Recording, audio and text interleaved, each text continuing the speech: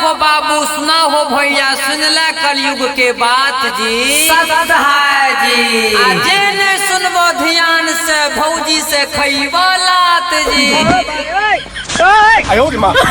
सत है जी। अरे पहले जन्मे लार पुआर की तब जन्मे संता गुआर जी। सत है जी। संता गुआर ने बेचे डड्ढी तब जन्मे हरि की सुन बढ़ी जी। सत है जी। अरे हरि की सुन बढ़ी ने छेवे खटिया का पौआ तब जन्मे झक्सा लौआ जी। सत है जी। अरे झक्सा लौआ ने मुड़े केस तब जन्मे दुनिया देश जी। सत है जी। दुनिया देश ने उठावे लाठी तब जन्मे उन्नत मरर के छागर पाठी जी। सत है जी। अरे उन्नत मरर के छागर पाठी ने हग्गे छुआ तब जन्मे बलही के चुमोन सहुआ जी। सत है जी। अरे बलही के चुमोन सहुआ उठावे झोड़ा तब जन्मे सत्तौड़ के छौड़ा जी।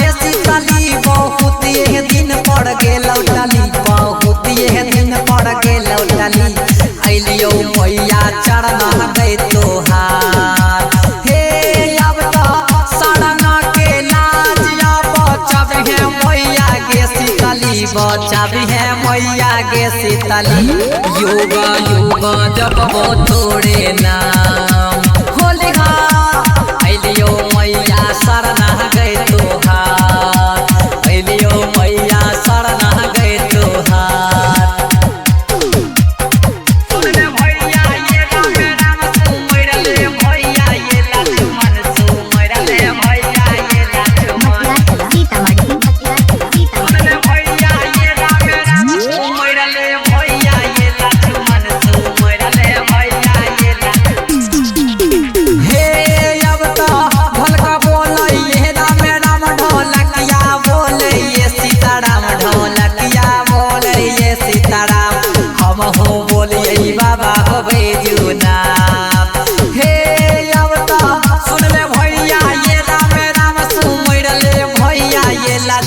सुमरले भैया ये लक्ष्मण सुनले भैया बिरहा हमार बाबा के सौरी सरवन दिल को ज्ञान सुनबो बिरहा रूप देव रामान।